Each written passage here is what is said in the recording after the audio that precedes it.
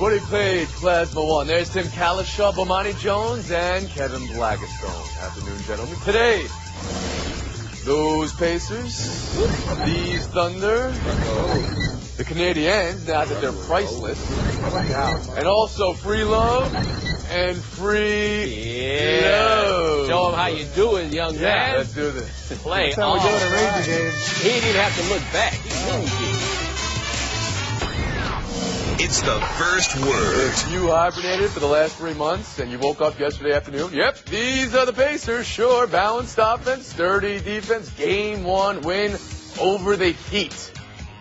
Indiana now 7-2 in their last 9, which is exactly what the Heat have been as well. Heat have lost game 1 twice before in the Big 3 era. Both times went on to win the next 4 and take the series, so maybe they're not too concerned. KB, I think you feel this question coming from three-point range. Yeah. Just one game or something more? It's just one game. It's nothing more. Come on. Let's give the Pacers some credit, though, for bouncing back and playing maybe their best game of the entire season, and especially in the second half of the season. But you know what? It is just one game. I mean, we saw the Cinco de Mayo Day massacre with the Clippers and the Thunder. We remember the Memorial Day massacre with the Lakers and the Celtics. One game, the first game, really doesn't mean anything. And also look at the fact that the Heat still played very well in this game, shot 51% to get 96 points. So it's not like they were off their game. It was just that the Pacers, who saw it coming, played almost the perfect game. And that's amazing for them given all they've been through with Hibbert struggles and Georgia's struggles and all of that. You ask who saw it coming. Let's see if Bomani Jones saw it coming. Look, the Heat did not make threes and they did not take free throws. You put those two things together, when the guys on the other side do both in spades, you're going to wind up losing the game. That's what happened in Miami. I don't think there's but so much that you can take from this going forward. Do you really think that Indiana's going to be able to put together that kind of offensive performance for down the line? I don't think so. Blackistone also made the point about the Heat shooting 50%. That's while going 6 for 23 from three-point range. There was plenty for Indiana to need to clean up aside from that. So the performance is better than we had expected because of how this ran on this narrative, but we're going to have a good series. These are two fairly evenly matched teams. I just don't think this is the end of the world for Miami by any stretch. This is not just one game. This is something more. I think my colleagues know this. They just don't want to acknowledge a possible all-ABA Spurs-Pacers series on the way. If we had a Saturday edition of Around the Horn, I would have told you the Pacers are going to win the series. I did not have that outlet. I'm sorry. But I believe that... So you believe Indiana's going to win the series? I really do. I really do think it's all about matchups. They couldn't stand playing the first team. They had to play with centers playing 25 feet from the basket. They don't have to deal with lightning fast guards like they did with the Wizards. They got to guard the best player in the world. I realize that. But Paul George likes playing against him, and they play well against this team. I think what they've been through. So when you hear Bomani and Kevin say, well, the Heat still shot 50% and had a very poor day from the three-point line, and they only lost by Or you can say Dwayne Wade scored 27 and they still lost. Is he going to score 37 so they can win? I don't know. I don't think so. All right, Woody Page. I think Tim's on to something. I totally agree with you that, and first of all, KB, that was a great game. Chalmers didn't show up. Bosch didn't show up. Mario. They didn't play great defense. There wasn't much help off the bench other than Birdman came in and scored some points, got a few rebounds. I liked what exactly the Pacers were doing. This did look, Tony, like the team you were talking about from the beginning of the 3 months season. ago. They had 5. And you believe that's because of the matchups here? Yes. Oh, I think so. This is a team they're comfortable with. They've taken them to 6 games. They've taken them to 7 games. They've won 5 straight at home against the Heat. I think we're going to see a tough series. I'm not saying they're going to win yet, but I think that throughout this series, if they can get another game at home like this, then it's going to be a long series and a tough series for the Heat to come Jones back in. First stone. Well, certainly if they win this next game, and put the Heat in a 2-0 hold, it's a different story. But, the Heat have been very, very resilient. They've lost the first game of a playoff series before and come back to sweep people away. So this is not a big deal for them. One thing, though, the Heat needs something out of Chris Bosh. He can't play like he did yesterday, and if they keep getting no-show performances for him, they're going to have a problem. But I don't think that's going to wind up being consistent this series. Yeah, just to echo that last thought, at the end of this series, Roy Hibbert has to have had more impact than Chris Bosh. If that happens, I think Indiana will win. And that's a question just 2 weeks ago. That would have been the furthest thing from your mind. Ridiculous. Right. Thunder Spurs, game 1 in 4 hours. Serge Ibaka out. Kendrick Perkins, Nick Collison, and Steven Adams in. Or more small ball from OKC with Reggie Jackson and Karan Butler pushing Durant to the 4. And the pros and the cons that come with that. We'll start off with you here, Woody. Did Thunder have a chance in the series without Ibaka? I don't think so. I didn't like them much before that. I thought the Spurs going to win. You got the big three that are about to surpass the Los Angeles Lakers' big three of years ago for most victories in the postseason. This is a time-tested, playoff-tested team with the best coach in the NBA. You take the best defender out of the series for either team. I think that's going to make a difference. That's going to press that defense and that bench of the Oklahoma City Thunder against a team.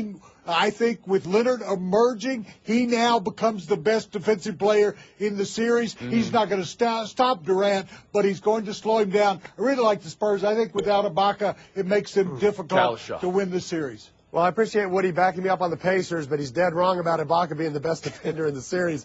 Kawhi Leonard is the best defender. I thought the Thunder had a 35% chance if they were healthy, and now it's about 20. The Spurs are too deep. There's too many problems. Collison and Adams played well together at the end of that last game with the Clippers, but those guys are going to be getting into foul trouble against Duncan, against Splitter, against all those guys driving to the basket. It's going to be very You're difficult. Scott Brooks, and you have no Ibaka here. What are you throwing out there, Bomani Jones? Well, I'm not throwing out a bunch of Kendrick Perkins. That's the thing. This makes it tough, but I don't think it dooms Oklahoma City because they still have the two best players in the series, and there's still guys that can make shots when shots aren't there. Otherwise, how would they get shots in that offense, right? So they still have a chance. The problem is, how are we going to allocate these minutes without Ibaka? And Ibaka's a really good defender. Look what he did against Blake Griffin. Field goal percentage under 40% when he guarded him in the course of that last series. It's going to be a lot of Stephen Goldtooth Adams. You're going to get a lot more Nick Collison, but Scott Brooks has a bad habit of leaning on the experience of Kendrick Perkins to the detriment of that team. We've seen this over and over again. However, in Game 6 against the Clippers, you saw Goldtooth Adams go for 40 minutes. It's going to be a lot of and was very, very effective. Would you consider small ball Kevin Blackstone in this instance? No, I would not, because that's not the way you won all these games this year. I think you got to go big, and I think you got to go with somebody who's going to protect the rim, and that means Adams. I think the biggest loss is not the 15 points a game that Ibaka scores, but the fact that he protects the rim. Without him there, and if there's not somebody back there like him, that all of a sudden means that guys who penetrate so well and also shoot the three in Ginobili and Parker all of a sudden put a lot of pressure on the perimeter defense of Oklahoma City. All of a sudden that means if you're a guard and you're out there guarding those guys, you're afraid to get too close up on them because you think they'll beat you and get to the rack very easily, and there's nobody back there to block their shot. Paige, so you care to make an argument how Scotty Brooks can play this now going forward? Sure. Brooks had made some adjustments in the last series when he put Reggie Jackson in, and I think if you went to small ball, you want to run the Spurs as much as you can because it's a much older team, and I think you have a much more of an advantage with a younger team that likes to move the ball faster. Last word at the horn. I think the small lineup can work a little bit for Oklahoma City, but you have to be very careful. The whole key is guarding those three-point shooters on the Spurs perimeter. Yeah, you talk about Ibaka protecting the rim. I think more important is spacing on offense and the fact that he can hit open jump shots, and they ain't got that many guys that can do that. Blackstone and Page 10, Kalishawn Jones 8. We've been on. We're taking a break. Firestone next. Coming up, the Canadians beef now that Price is out. And the summer of love now that Kevin says he wants to be free. You guys remember Free Love? I wish. Paige, Kalishaw. Bo, you would have read about that. Yes, once or twice. Buy or sell. Huge news for the Montreal Canadiens this afternoon, and it's not good. Carey Price out for the series with the Rangers. Michel Therrien not happy, naturally. He said Kreider did not make the effort to avoid Price Saturday. Brandon Prust, a former Ranger, called it one of those accidents on purpose. Series-changing play now. Peter Bradai, AHL call-up, Dustin Tokarski. Those are the two guys Canadians can go with in net. Buy or sell the collision as accidental, on purpose, or accidentally on purpose, Woody. I'm going with accidental. I think he was just making a rush to the net. You're supposed to go to the net. He couldn't stop. He couldn't get out of the way. But I know this, more important than that, Montreal's in deep trouble now. You're going against the best seventh-game goaltender in the league, and you're going to go with Budai, who's a journeyman.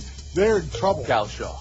It's accidental on purpose. His intent is to score a goal, but he doesn't really care if he slides into the goalie. It's reckless disregard for what he's doing. If you're the guy sliding with your skates up, you're not the one who's going to get hurt. Thinking that, do you think the NHL has any say in that at all, Tim? At this point, no, I don't think they're going to suspend him or anything like that. Bomani Jones, yeah. Yeah, I'm with Tim. I don't think he was trying to do anything, but he really wasn't that concerned with whether or not it happened. The only thing that mattered was scoring that goal, and you saw what happened as a result. But I don't see anything that the league can necessarily do about that. Blackstone. Yeah, I can't psychoanalyze him, obviously, and none of us can, but it did not appear to me to be something out of malice. But as everyone has said, you know what? He's not concerned about what's going to happen to the other guy. He's just trying to make a play for his team.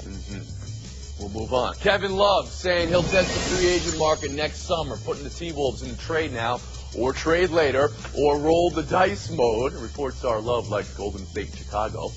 You'd expect the T-Wolves won't be caring too much about that as they consider trading their most valuable commodity, who they've never made the playoffs with. What should the Timberwolves do now, Tim Kalishaw? Well, usually the longer you wait, the less you're going to get, and the less teams, the fewer teams will be able to do something cap-wise during the season. So I would be proactive, and I would do it now. What do you think the market is? I think the market is pretty substantial for Kevin Love. Top 5 pick, number 1 pick in the draft? I would try to get some sort of player who can actually play as well. How about you, Bomani? Yeah, look, unless you're fleecing Jim Dolan, the best trade that we've seen somebody make for one of these superstars is when the Jazz shocked everybody and traded Darren Williams. You got to make this as quick as possible and just make a decisive move. Because if you let this get dragged out, everyone realizes that Minnesota itself doesn't have the leverage. They've got to get a player and a pick for him, though. Blackstone. Absolutely agree. A player and a pick, and that's why you got to do this before the draft. You don't want to wait until everybody's set and people have to all of a sudden rearrange, try and figure out if they can rearrange some cap space. You can't wait for that. Do it now. Yeah, this is the time, Kevin, that you can figure out your cap space. I would go specifically to the Celtics, and I'd try and get Rondo in their pick in this year's draft. You don't take your fans through this for an entire season. I saw this happen with Carmelo Anthony here. You don't drag it out. I wish everybody could see the face Tim Kalishaw made when he said Rondo to pick. Tim, your response to that? I don't think I don't think that's what Minnesota. I don't think they want another point guard. They need players who can score. I'm always interested in this, though, because in the NFL, you can trade away a star Pro Bowl player and get like a second-round pick at best. What is the market? We heard Tim say maybe a first 5 pick, maybe top 10. Bomani? Kevin? The problem is the market is limited to teams he'll be willing to sign an extension with. That's where we have to figure out. Blackstone? Right. Oh, this is definitely a top 5. I mean, would you rather have Kevin Love or Andrew Wiggins? Would you rather have Kevin Love or Jabari Parker? I'd rather have Kevin Love because you've seen what he can do. But I'd rather have one of those guys than nothing a year from now. Buy or sell 3. Robert Mathis' 4-game suspension. Colts say they have his back, and they'll get through the suspension together. The personal doctor who prescribed the male fertility drug says intent on Mathis's end was purely to father a child. The doctor was unaware of the NFL's policy. Mathis says his mistake was not calling the NFL or NFLPA to check out the medication in advance. And the NFL says there's a policy for all this, and hence the suspension. Buy or sell that suspension, Bomani? Do I have sucker written across my forehead? So I'm expected to believe that as you're trying to figure out what you're doing with your fertility drug, that you don't ask somebody associated with the league about the drug policy. You ask your doctor, who is not at all related to the league, plus the spike in production that we saw from Mathis after this. I'm not buying his story for a second. How about you, Kevin? Yeah, I'm not buying it. I'm sympathetic to it, but every professional athlete ought to have a card in his or her wallet with a 1-800 number on it to their union or their league, so they can call and say, this is what I'm going to take. Is it okay? He didn't do that, and he admitted it. Woody Page. I'm actually buying his story. I think that as a result of his wife did get pregnant, he was trying to produce another grandchild for his mother who had cancer. But you got to call the NFL and read them exactly what you're taking, and you solve the issue right away. Kalishaw. Whether you buy what he said or not, you have to sell what he ended up doing, which is not calling the NFLPA or having the doctor call the NFLPA and find out you can't do this. Very simple. Bomani Jones, that horn tolls for thee. What's the first word, the first down? I guess you weren't buying any of those wonderful stories I was telling to some of these other questions. I don't really understand how this happened to me so quickly. Page, Kalishaw, Blackstone. That's going to be our lightning round. Coming up. Over the nose strip. Over the ear hair. Put.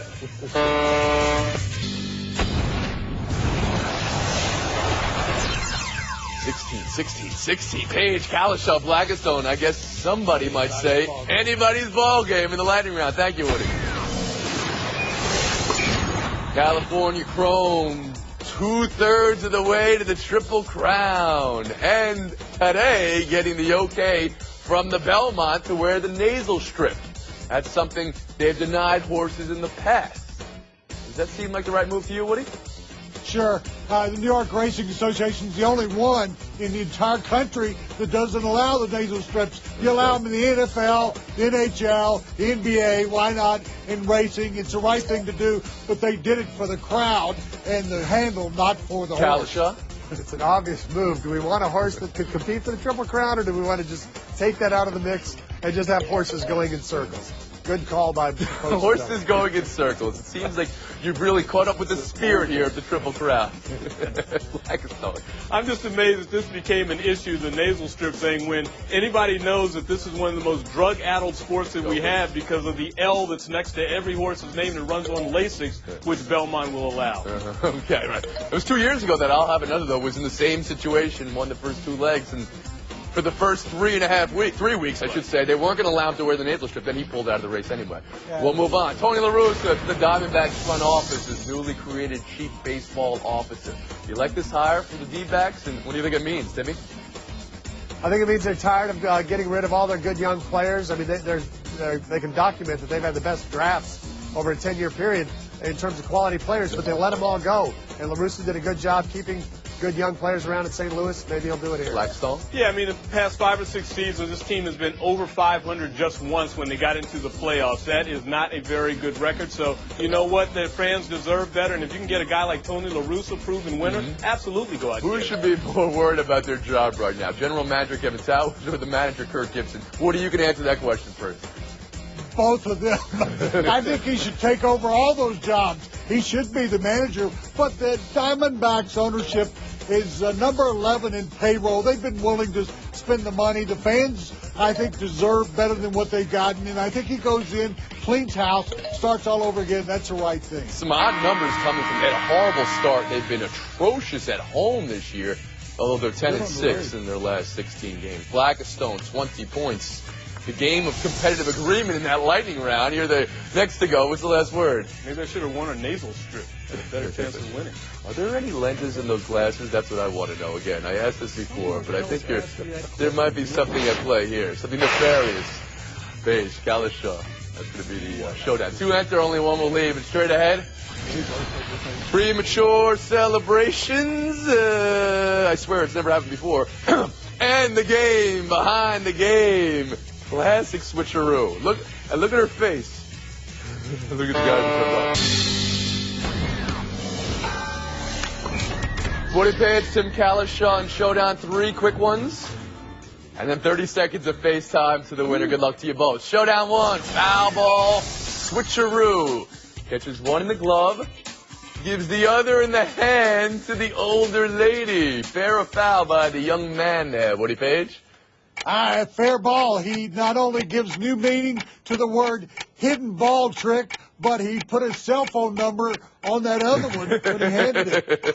Oh, very fair. This was taken at a Ranger game as the only panelist who's caught 2 foul balls at Ranger games. This is how you do it. And notice he gives it to the right one, if you know what I'm saying. What are you saying? The girl that was on the right. That's nice. Oh, yeah. And why are you trying to get points for attending games? It's your job to attend, Tim Kalasha. Woody Page, not even you can blow it now. Tigers and Zubaz. Caption now, Kalasha. Let's hear it. The caption is, why did these last longer? Why did Zubaz not stay? Look, these are pajamas. Don't we all wish we could just wear pajama pants in public every day? Why would you not wear those if you could? They should. I think one caption says the Subazimanian Devils, and the other one says, oh, yeah, and our manager's name is Brad Zubasmus. You may blow this one. That's really bad, Woody Page. That's really poor effort there. -4 to -5. We move on. 500 par. The weekend in premature celebrations. 800 meters. Oh, Olympic champion Tafik Mafloui. Showboating got passed by Kiptu Biwak. And now the Tour of California celebration. 1 lap too early. Eloy Terwal wound up finishing 56th. Who has more to be ashamed of, Woody? Well, I think it's the bicycle rider because he's got to count to 4. That's all he's got to do, but they should change it. When you've raced 200 miles, you shouldn't have to race 4 more times, but he's got to know. No, it's the runner. He's got to look right and left. That's all he's got to do. At least the guy on the bike can ride his bike with no hands. That's something I'm still not sure I can do at this point. I applaud him for that. You can't do that at this point? I don't think so. You like your odds the next 30 years or so, maybe to knock that one out off the bucket list before we move on? It's on the list. It's on the list. Man, what a showdown here. -4 to -5. You guys get negative points, and may God have mercies on your soul. Paige, take it. It's yours. I'm hands off. NFL owners are meeting again in Atlanta, and 2 of the issues I think are really interesting. I'd like to comment on them. Number 1 is the point after touchdown. Why not get rid of it totally? Don't move it back to the 25. Just give everybody 7 points for a touchdown. But then you have to run or pass for the 8th point. Boy, wouldn't that make it exciting. And the other issue is whether to expand the playoffs. Yes, do it. And do it this year. 2 more teams. The more the merrier. Do it, NFL owners. And at least Woody made 4 points to get back to 0 there. Cal will show you owe us 5 points next time you're on the show. That's going to do it, folks. Thanks for coming around on a 23.5-hour break. We'll see you tomorrow. Bo and I were available. The next big thing. The next new kid. The next overnight sensation. The next rookie. One to watch. The next Hall of Famer. The next intimidator. The next 6-time. The next king. Next. Who's next? Let's find out. Names are made here.